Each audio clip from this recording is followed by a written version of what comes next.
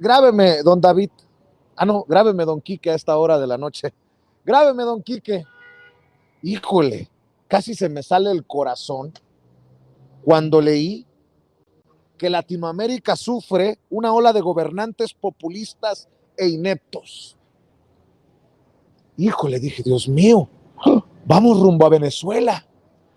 Después me di cuenta que era Ernesto Zedillo, el expresidente de México, el del Fobaproa, el de la entrega de los trenes, el de Acteal, el que lo decía, y dije, bueno. Y después me di cuenta que el que lo retuiteaba era Calderón y dije, no, chinguen a su madre.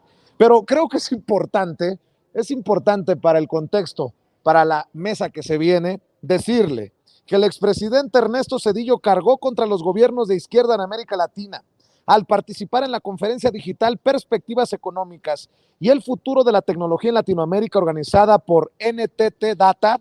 Señaló que la región sufre una ola de gobernantes populistas e ineptos, aunque no mencionó casos particulares. Bueno, para ineptos, él entenderá que estamos esperando que acerte las jaladas que se aventó. Se refirió a la gestión de la pandemia en la región como el desastre latinoamericano y también se dio tiempo de comentar sobre la importancia de las reformas estructurales para incentivar el crecimiento económico, aunque no puntualizó casos específicos de países. Le cito lo que dijo el cabrón de Zedillo. Esperemos que la ola de gobernantes populistas e ineptos que están sufriendo un buen número de países latinoamericanos sea seguida, gracias a la democracia que, aunque dañada, aún tenemos, de liderazgos decididos y capaces de hacer lo necesario para que nuestras naciones se encaucen firmemente en el camino del desarrollo y la superación de nuestros rezagos históricos. Criticó la decisión de algunos países latinoamericanos de detener y revertir reformas estructurales ya adoptadas en el pasado y que mucha falta harán para favorecer el desarrollo de nuestros países. Sigo leyendo.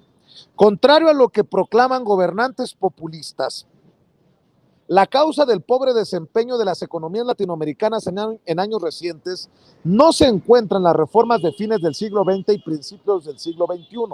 En realidad, el problema con nuestros países no es que tuvieran reformas. El problema es que estas nunca fueron lo suficientemente completas en sus objetivos ni en su ejecución, señaló Ernesto Zedillo.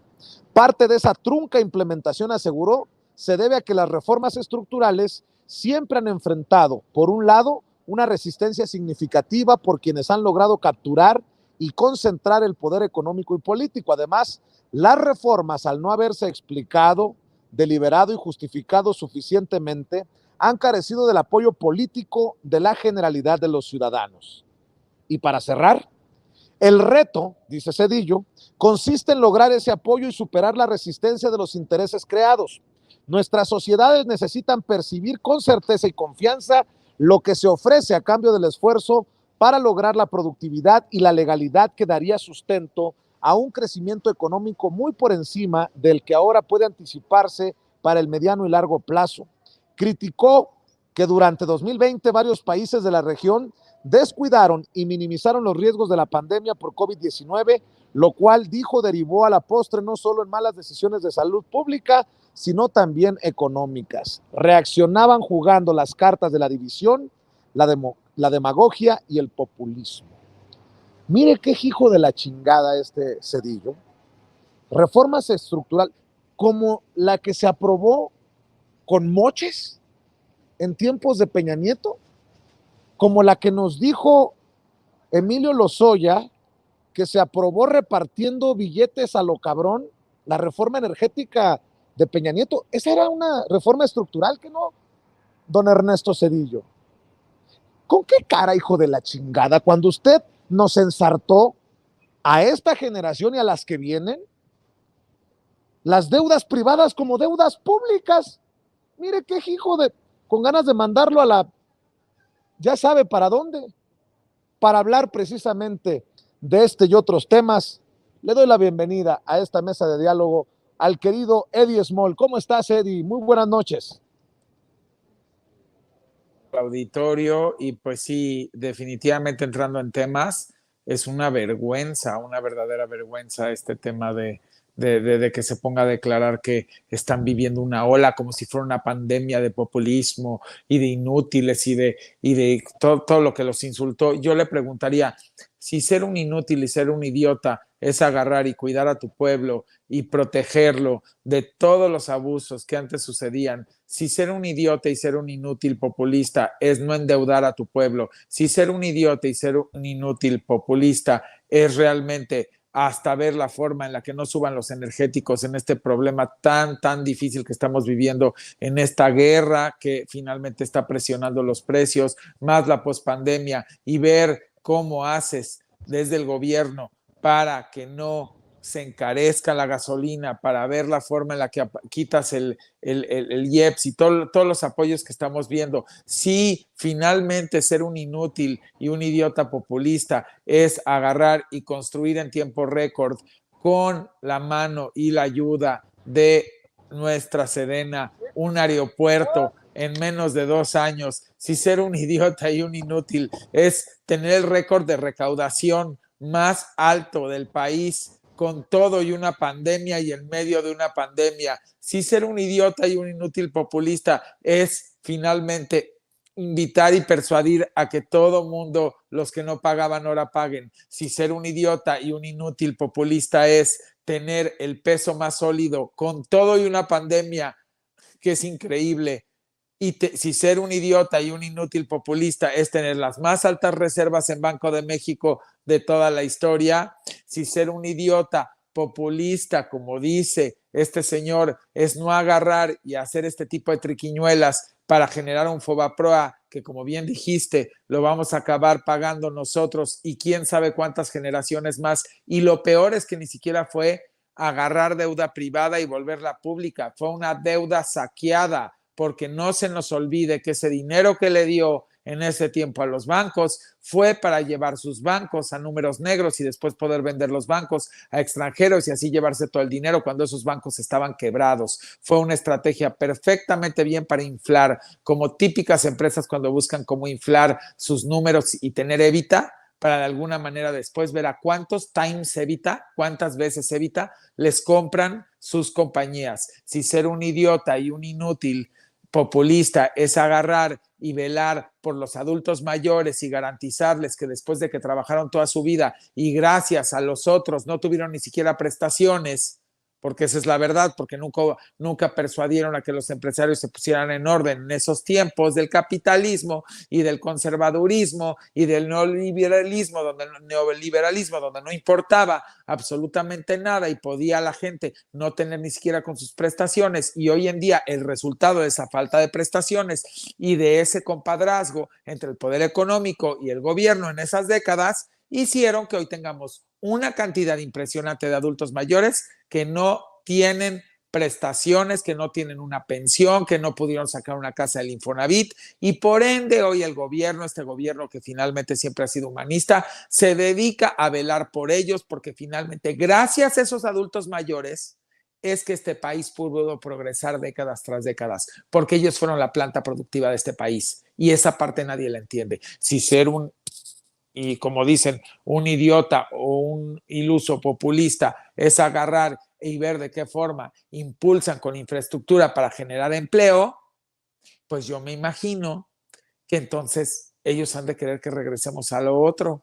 Si ser un idiota populista es agarrar y poner de alguna manera esquemas para que no se saquee el erario y el erario se use en infraestructura, en programas sociales y de alguna manera, porque no hay que dejarlo de decir, tener un proyecto de austeridad republicana, pues yo me imagino que entonces me preguntaría, ¿quiénes son los idiotas y los imbéciles?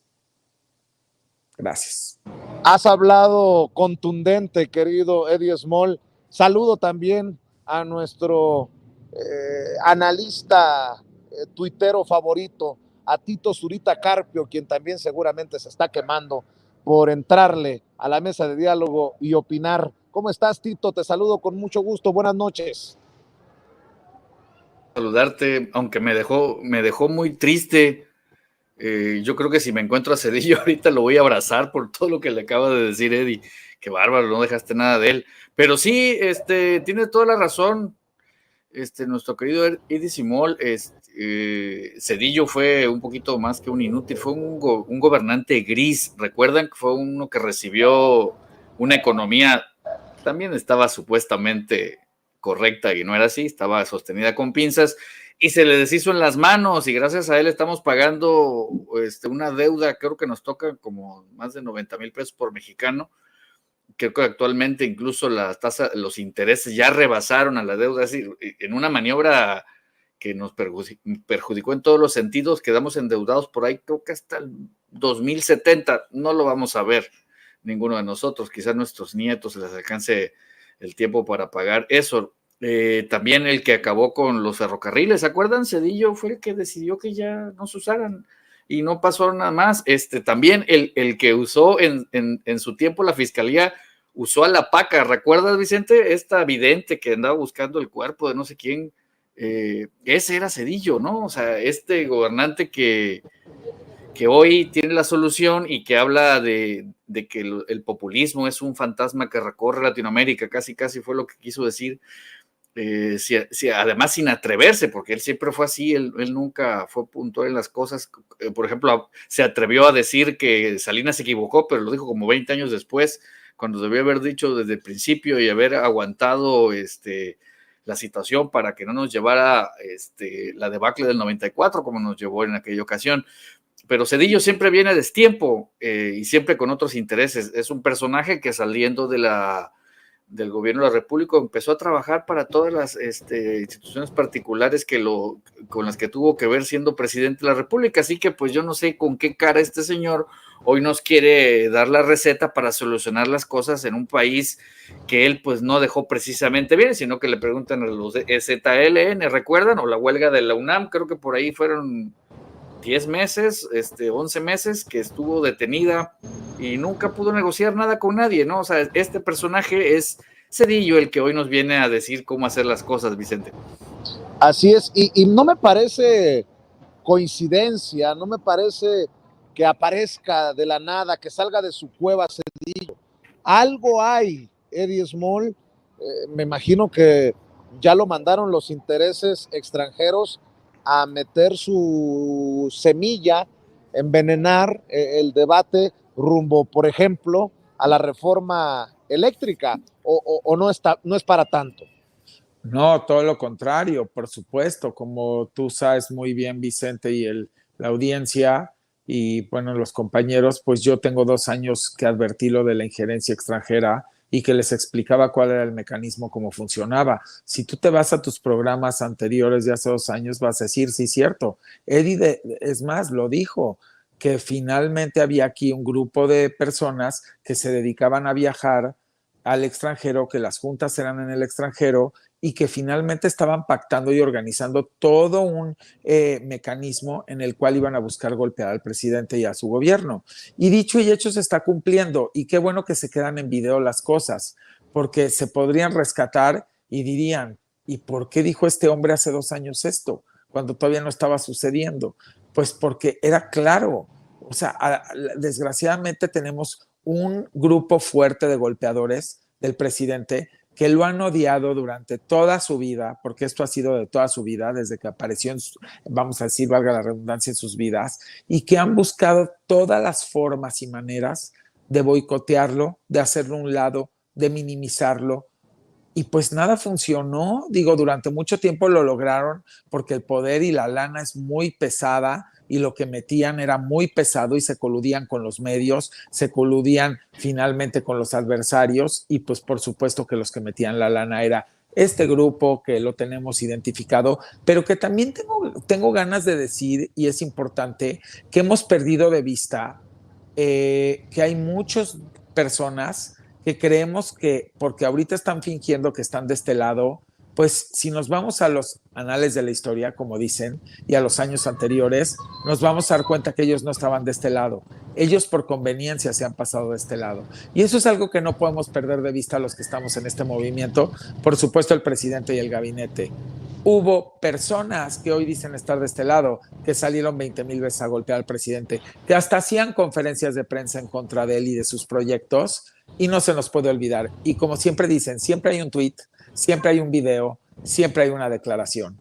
Entonces, ya dejemos también de ponernos estos lentes oscuros como los que yo traigo, los míos sí me permiten ver y a veces ver más allá, sino que seamos mucho más analíticos, muchísimo más, podría decir, persuasivos en el tema de decir, aquí hay un proyecto y es un proyecto a favor de la nación y es un proyecto que trae bienestar al país y que estamos de alguna manera recuperando hasta dignidad y soberanía. Porque sí, señores, el presidente también nos ha ayudado junto con su gabinete, los que están muy comprometidos con esto, junto con la parte que también participa en todo el órgano legislativo y judicial, porque hay que decir que somos un grupo muy variado y completamente heterogéneo de ciudadanos y de funcionarios por este proyecto, porque tenemos muchas ganas de ver a nuestro país brillar como siempre lo ha hecho. Y por supuesto que todo esto está orquestado desde dentro y hacia el extranjero, porque en el extranjero también hay muchos intereses en este país. Nada más si contabilizáramos en las últimas décadas cuántas empresas extranjeras se beneficiaron de todos los ramos, de todo ese compadrazgo político con la parte económica, entenderíamos que hay demasiados intereses político-económicos globales buscando golpear a este proyecto honesto y con valores. Y tenemos que esperar mucho más. Yo lo que les puedo adelantar, y me parece muy justo, y me corresponde decírselos, así como se los dije hace 2 años, es prepárense porque están organizando algo como lo que lo organizaron a Trump. Hay mucho dinero de por medio, va a haber una guerra sucia cada vez peor, hay muchos extranjeros metidos, pero también muchos nacionales y quienes ustedes menos imaginarían. Hasta los medios que parece que ahorita le están dando por el lado al presidente están metidos ahí y muchísima gente del poder económico que no tiene la menor idea. Así que es el momento de cerrar filas, es el momento que no haya una división en este movimiento, es el momento que todos empujemos porque es a favor de toda la población. Y lo que le interesa aquí a todo este movimiento es que todos, hasta los que están opuestos, les vaya mejor y tengan una mejor vida. ¿Por qué? Porque los que están moviendo, ahora sí que, como dicen, las manos que tejen y que mecen la cuna, no son esas personas que nos van a traer beneficios y bienestar a la población del día a día. Entiéndanlo. Ellos nada más están luchando por sus propios intereses. Así es. Dice Zedillo, gobernantes ineptos, populistas. Pues me imagino que no se refiere a Andrés Manuel López Obrador, nótese mi sarcasmo, mi querido Tito Zurita Carpio, porque el, entre comillas, populista, el autoritario, el aprendiz de dictador, ¿qué tanto han dicho de Andrés Manuel López Obrador? Bueno, pues consigue cosas como estas. Exdirectivos de Interjet son condenados a pagar un adeudo fiscal por cerca de 700 millones de pesos. Los empresarios Miguel Alemán Velasco y Miguel Alemán Magnani fueron condenados al pago de 689.3 millones de pesos por impuestos retenidos y no pagados por la línea aérea Interjet durante los ejercicios fiscales 2018 y 2019, de acuerdo con una resolución del Tribunal Federal de Justicia y Administración. Y si bien es cierto, pues los tribunales son los tribunales, creo que son de los milagros del Mesías tropical, aunque le arda a Krause, son milagros de la Cuarta Transformación, que se esté obligando a pagar a los que deben, porque esto no ocurría ni con Peña Nieto, ni con Calderón, ni con los gobiernos como los de Fox o como los del iluminado de Zedillo, Tito Zurita Carpio. Es obvio que lo que Zedillo quiere es impulsar la idea de que los gobiernos que tienen el corte que estamos viviendo con López Obrador no favorece el crecimiento y todo esto que ellos le llaman, lo que es lo correcto, que le llaman las reformas estructurales, que sí las está haciendo, por ejemplo, Brasil. Y ya sabemos qué significa reformas estructurales: reducir el tamaño del Estado para que sea todo operado por los privados y sean jugosos negocios. Entendamos esto, que lo que estaría perdiendo ahorita Zedillo, si la historia hubiera sido otra y tuviéramos a Anaya o a Mitt, el Bronco no, porque pues ya ven, ahorita no puede, como de presidente de la República, ¿no? Serían el aeropuerto de Texcoco estaría ya en el tercer préstamo para sacarlo adelante y anunciándose que ahora sí, para el 2025 va a estar listo. Ahí sí, ese tipo de cosas son las que les gustan, porque bueno, son los particulares que están construyendo y ganan muy bien. A Zedillo es lo que no quiere ver. Precisamente me puse a revisar los datos del Fondo Monetario de las líneas de crédito que ha aventado, que México está entre esas, pero que no las ha usado, que no las usó durante la pandemia, pero sí las han utilizado otros países. Estoy seguro que son esos a los que Zedillo se refiere, ¿no? A los que sí pidieron dinero y a los que sí están haciendo las reformas que les están dictando desde arriba, que era lo que es la costumbre que se había tenido desde siempre. Que Zedillo siguió, Zedillo es un economista formado en Estados Unidos, o sea, él perfectamente entendía cómo tenía que operar las cosas en relación a lo que se decía desde afuera de estas órdenes del Fondo Monetario, a través de estos préstamos que parecen muy buenos, muy nobles, pero que sabemos que lo único que hacen es condicionar los proyectos a donde van a ir destinados y sobre todo la manera en que se van a pagar. Esa es la idea correcta para Ernesto Zedillo.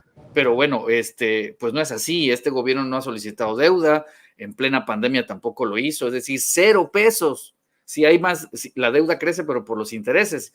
Y obviamente esta deuda también es de la que nos dejó Ernesto Zedillo, porque en ese desastroso sexenio, que es cierto, no todo fue su culpa, pero también fue parte de su responsabilidad, la economía se vino al suelo para los mexicanos. Muchas personas se quedaron sin nada y costó muchísimos años recuperarnos. Y yo creo que si lo viéramos en retrospectiva, lo que perdimos los mexicanos en el sexenio de Zedillo, quizá no lo hemos logrado recuperar todavía, ¿no? Porque pasamos luego unos sexenios donde el crecimiento estaba inflado otra vez a través de préstamos, que es la costumbre que han tenido ellos. Porque, repito, para estos economistas con esta formación, lo correcto es crecer endeudándote. Es decir, pues tú no estás creciendo en realidad porque sí vas a generar, pero todo se está yendo para la deuda que estás dejando ahí, que hay que pagarla, porque, bueno, todos esos recursos tienen toda una intención. Ese es el Ernesto Zedillo, Vicente. Déjenme proponerles otro tema, si me permiten. El tema de la seguridad. Hoy el presidente Andrés Manuel López Obrador dijo, Eddie Small, querido Tito Zurita Carpio, estamos avanzando en seguridad. Más claro, ya no está García Luna. Puta, brutal. Y creo que abre un gran debate. Muchas personas dirán, ¿cómo es que vamos avanzando con tantos muertos? Yo creo que vamos avanzando con la estrategia correcta. Y dirán, ay Vicente, ¿cómo te gusta defender al presidente hasta en lo indefendible? No, es en serio. Los números son una cosa. Ir a la raíz del problema es otra. Tampoco podemos esperar que en tan poco tiempo, y dicen, oye, pero ya pasaron 3 años, pues sí, pero nos aguantamos 20 para llegar a este nivel. ¿Qué paciencia la de nosotros? ¿Qué nos pasó que de pronto se nos acabó la paciencia? Entendió el que entendió. ¿O cómo lo ves tú, Eddie Small? El presidente dice, claro que vamos avanzando en seguridad porque los malandros ya no están en las filas como autoridades. Y yo voy a decir una cosa, si es que hay alguna autoridad malandra, también es responsabilidad de nosotros en esta transformación, pues apostar a la denuncia, como lo hemos hecho muchos desde la mañanera, que se han plantado muy valientemente, y me incluyo nada más porque he ido a la mañanera, pero obviamente los colegas periodistas que llegan del interior de la República Mexicana son los que han estado haciendo las denuncias sobre autoridades o que no entienden la cuarta transformación o que de plano siguen defendiendo los intereses del pasado, pero en general ese es mi planteamiento. ¿Tú qué piensas, Eddie? Yo lo que podría decir en el análisis es que quien opine que no estuviésemos avanzando es justamente esas personas que optaron y siempre han apostado por decir, es que yo pensé que al primer día ya no iba a haber ningún muerto, es que yo pensé que al primer día ya no iba a haber absolutamente nada. Es esas personas que creen que un proyecto de transformación es magia, Es esas personas que creen que un edificio no se construye desde la excavación, cimientos, y después levantarlo, y después los acabados, las ventanas y todo lo demás, y meterle todo lo que tiene que ser para que termines un edificio. No, son esas personas que creen que el verdaderamente quehacer público y político es arte de magia. Y no, no es arte de magia. Es un tema de administración pública, de estrategia, de análisis, de contenciones, de ir caminando. Y eso es cuando te refieres vamos avanzando. Y yo sí entiendo la connotación de vamos avanzando. Eso no se refiere a se terminó. Eso no se refiere a apreté un botón y se acabó algo que heredamos por décadas, una podredumbre y que se agravó con Calderón y que de ahí lo único que hemos visto es un regadero de sangre y un infierno que nos dejó Calderón y el señor García Luna. Perfectamente bien referenciado por el presidente el día de hoy. Entonces, por favor, quien quiera hacer un análisis y una opinión puntual, tiene que irse a toda la parte de variables, métricas y estadísticas en el sentido de cada entidad y sus niveles de delincuencia por rubro, porque los niveles de delincuencia son por rubro, no es un solo rubro. Hay que ver lo que es la parte del homicidio, por supuesto, hay que ver lo que es la parte con robo con violencia, robo a casa habitación, robo de automóvil. O sea, cuando vas viendo todo lo que es delincuencia, violación, feminicidio, o sea, creo que es muy importante entender y también verlo por entidad para poder entonces sí dar una opinión de qué significa vamos avanzando. Tienen también que entender, y esto es algo muy importante, y yo se lo digo a la gente que le gusta hacer un análisis profundo, que las armas que se importaron, cientos de miles de armas con Calderón y con García Luna en el operativo Rápido y Furioso, cómo lo hicieron a propósito, porque decía él que se maten entre ellos según él, y empezó nada más a pactar con algunos y a los otros decía, pues que se maten entre ellos, dales todas las armas, dale todo. Eso no se acaba sexenio tras sexenio. O sea, al cambio de sexenio no es un botón mágico que dice en este momento todos los cientos de miles de armas que dejó pasar Calderón y García Luna se desaparecen en el de Peña. Y luego apretamos el botón y se desaparecen en el de López Obrador. No, señores, esas armas ya están sembradas en nuestro país, esas armas ya están sembradas en cientos de miles de hogares que desgraciadamente por el abandono tuvieron que irse al sicariato, señores. Esas armas están sembradas en el crimen organizado que se generó por toda la falta de oportunidades y por todo el saqueo que se dio por décadas y la gente se le hizo fácil agarrar dinero fácil, porque no había cómo. Esas armas se sembraron y esas armas están entre nosotros todos los días de nuestra vida, desde el delincuente local de colonia hasta el macrodelincuente que se ha logrado hacer de tanques y lo que quieran. Y si ustedes creen que eso es un botón apretado cambiando un sexenio, entonces no entienden lo que significa vamos avanzando. Ojalá y después en las siguientes mañaneras y en lo que se habla de seguridad, puede el presidente expresar junto con su gabinete qué significa el vamos avanzando y vaya mostrando rubro por rubro, entidad por entidad, cómo es esa traducción de vamos avanzando, para que a los que lo golpean y no entienden el análisis, que todo esto lleva un proceso, para que puedan captar lo que es el vamos avanzando y para que también la ciudadanía entendamos vamos avanzando. Así es. ¿Cómo ves tú, Tito Zurita Carpio?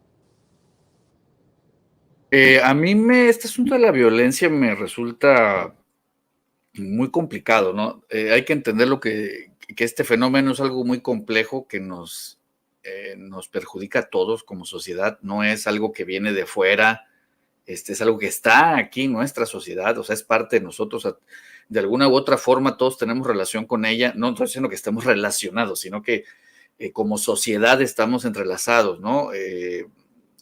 Todos tenemos algún amigo, algún conocido que ha sido víctima, o tarde o temprano te vas a enterar que alguien que tú conocías también era parte de todo esto, el vecino, ¿no? O alguien con quien estudiaste, con quien trabajaste.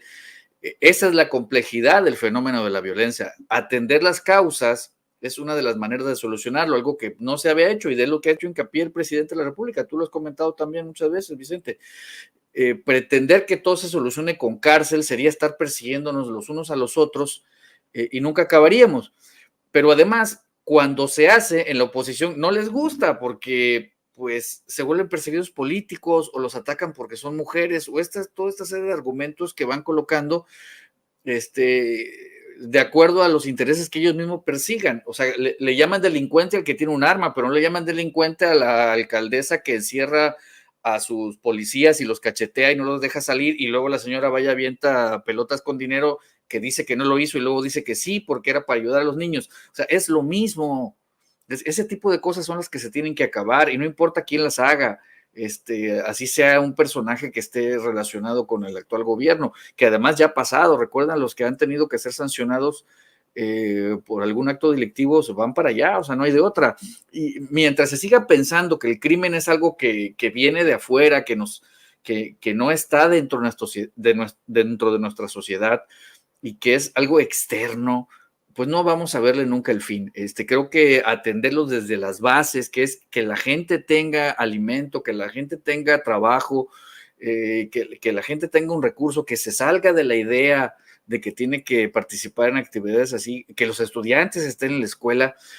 Ese es el principio para solucionarlo, y no va a ser en 3 años, como acabo de decir, va a llevar mucho tiempo, porque este fenómeno empezó desde finales de los años 80 y 90 con este crecimiento paulatino que tuvimos del narco, que empieza en Centroamérica, Sudamérica, y que poco a poco va llegando aquí a México, al grado tal que pues aquello que llamamos la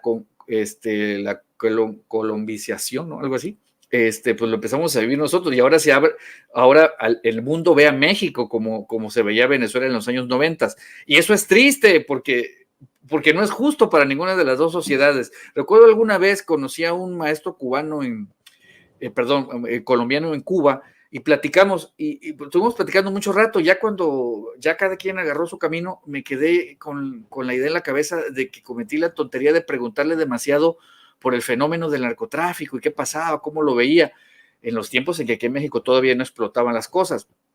Me di cuenta que había perdido la oportunidad valiosa de conocer otra cultura porque me fui con la idea de que todo era así en Colombia. Lamento que ahora en México así nos vean.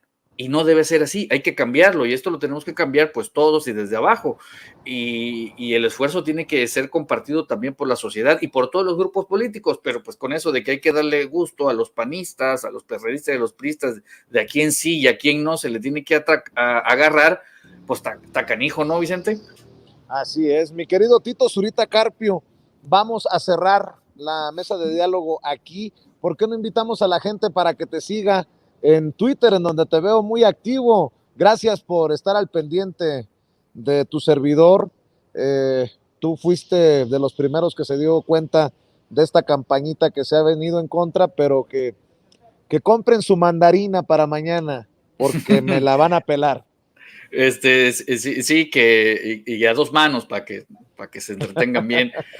No te enganches con esos trolecillos, Vicente. Es gente que está ahí nada más para compartir información como una estrategia, ¿no? Eso que ahí te comenté hoy es parte de una campaña, son grupos que así operan. Ya tiene rato que lo empezamos a ver, analizar algunos amigos y yo, pero no creas que como una estrategia también nuestra, sino que empezamos a intercambiar información y nos dimos cuenta de eso. Y es muy triste, ¿no? Porque lo único que buscan es denostar lo que uno puede hacer, positivo o negativo, pero siempre hacerlo de una manera que ya no va. Así que pues ni caso les hagas, sobre todo a gente que no da la cara, ¿no? Mejor gente como Eddie, como tú, como yo, que pues sí tenemos un rostro que ponemos, aunque no les gusta a todos, pero pues aquí lo ponemos, y qué le vamos a hacer. Bueno, un abrazo, Vicente. Eddie, un gusto otra vez coincidir contigo. Ya saben, síganme en @ZuritaCarpio en Twitter, allá para seguir repartiendo zapes y todo eso a la oposición. Un placer verlos esta noche a todos.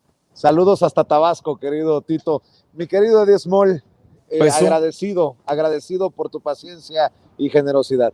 No, pues un gusto estar con ustedes, Tito, Vicente, el equipo de Sin Censura, la audiencia tan preciosa y hermosa que agradezco todo el cariño y todo el amor de todos los días y de segundo a segundo. Creo que de verdad para quienes estamos, nosotros tres lo entendemos muy bien, que quienes estamos en este medio, realmente nuestro alimento del alma son las personas y es la audiencia y lo que hacen por nosotros. Y eso también es algo que nos alienta todos los días a seguir haciendo la chamba, que para nosotros no es una chamba, es un placer y es un gusto. Entonces, pues gracias a ustedes y gracias, por supuesto, a la audiencia. Y en este caso, nada más decir sobre lo de los golpeteos y todo lo demás, pues como tenemos cara, como bien decía Tito, pues nos golpean. Todos creo que hemos sufrido últimamente mucho golpe, muchas campañas bastante fuertes, unas hasta pagadas en medios. Ya algún día platicaremos de eso. Y en mi caso, pues creo que hay mucho dolor por venir de esa parte que creen que uno no puede estar cercano a las causas necesarias y a las causas urgentes y que creen que porque solamente, pues de alguna manera estamos en algunos trabajos distintos, en el espectáculo, en la moda, en lo que sea, o de pronto pues nos tocó de una forma de vivir, eso significa que debemos de estar alejados de este proyecto. Y yo al contrario les digo una cosa, nada más para cerrar. Hay mucha gente, como dije en este movimiento, es un movimiento heterogéneo, es un movimiento diverso y es un movimiento donde participan de todo tipo de voces y de todo tipo de seres humanos. Y todo este movimiento es lo que ha dado la fuerza y toda esta variedad de personas es lo que ha dado la gran fuerza a este movimiento de transformación. Lo celebro y me encanta esa diversidad. Y les voy a decir otra cosa que también me está encantando. Ahora últimamente me están llamando para muchos de esos medios que se dedicaban todo el tiempo a tener negado a alguien que pudiera hablar a favor de la 4T. Y se están dando cuenta que con los argumentos y con el diálogo hay muchas cosas que, como en la retórica de los medios golpeadores y chayoteros, se les ha quedado en la mente y se dan cuenta que no es real. Y cuando verdaderamente nos sentamos en una mesa de diálogo con una cámara o con un micrófono y hacemos el análisis de los logros de este gobierno, no hay manera de tapar el sol con un dedo y de no aceptar lo que se ha hecho bien. Y también habrá cosas que no se hacen bien, como todos los seres humanos nosotros, pero es increíble la forma en la que han querido minimizar el gran avance y todas las cosas buenas que se han hecho en este movimiento de transformación y no darle el crédito a este presidente, que de verdad mis respetos, porque pues es un ser humano que trabaja todos los días y que se ve que ama a su país y que no lo hace en un discurso, que lo hace en resultados y en demostraciones y que ama a la gente de su país. Así que muchas gracias, síganme en Twitter, @edismol, en Instagram, @edismol_ oficial, y ahí ya saben que estamos día a día participando. Y pues gracias Vicente y gracias a Tito y gracias a todos y a la audiencia. Y no les hagas caso a los odiadores, Edith. Te apapacho así, un abrazo apretado. No hagas caso No. a los que te quieran lastimar en tu espíritu. El espíritu hay que protegerlo con una concha. Y tú sabes a qué me refiero, mi querido Eddie Small. No voy a abundar aquí. Primero, algún día lo platicamos. Y te pido es que sabes qué pasa, hacerlo. Nos han pasado por el tractor del desprestigio. Eso es lo que han querido hacer. Y esa es la parte más triste, sobre todo gente que hemos trabajado toda una vida y de una manera, pues, con mucho amor y con mucho amor por las personas. Y sí, por supuesto que uno tiene que hacerse la piel más dura y la concha más gruesa, y ya. Si me permiten un comentario sobre Eddie, para finalizar. Eddie, afortunadamente tu energía positiva es más fuerte que todas las campañas que han hecho. O sea, leerte pues en redes sociales es un placer y escucharte, pues ni se diga, ¿no? O sea, así que vamos. Eddie, mándame de tu energía al hígado, porque yo lo traigo atravesado. Pero ¿sabes qué? Nada más digámonos los tres y a todos los demás que participamos en esto y a la población y a todos. Es más fuerte la bondad que la maldad, y la bondad sigue triunfando, y por eso seguiremos transformando. Eso, mi querido Eddie Small. Cuídense, buenas noches, cuídate. Saludos, Tito. Buenas noches. Adiós. Bueno, oiga, creo que es importante también. Amigos, amigas, regresamos en breve, pero mientras seguimos hablando sin pelos en la lengua, sin censura, usted puede suscribirse a nuestros 3 principales canales en YouTube. Sin Censura Media, en donde tenemos más de 1,600,000 suscriptores. Sin Censura TV, en donde tenemos más de 1 millón de suscriptores. y en Sin Censura Presenta, en donde queremos llegar muy pronto a los 100,000 suscriptores. Si usted ya está inscrito en Sin Censura Media, suscríbase en Sin Censura TV. Si ya está suscrito en Sin Censura TV y Sin Censura Media, suscríbase a Sin Censura Presenta. Recuerde que es gratis, no tiene que sacar un solo centavo de su bolsillo para apoyarnos. Dele clic en la campanita para que los señores y señoras de YouTube envíen las notificaciones cuando estemos transmitiendo en vivo y en directo o estemos subiendo videos. También nos puede seguir en Twitter en @Vicente Serrano y hasta en Instagram. Ojo, también estamos en Instagram. Son nuestras redes sociales y con el apoyo de ustedes seguimos creciendo, porque con ustedes todo, sin ustedes nada.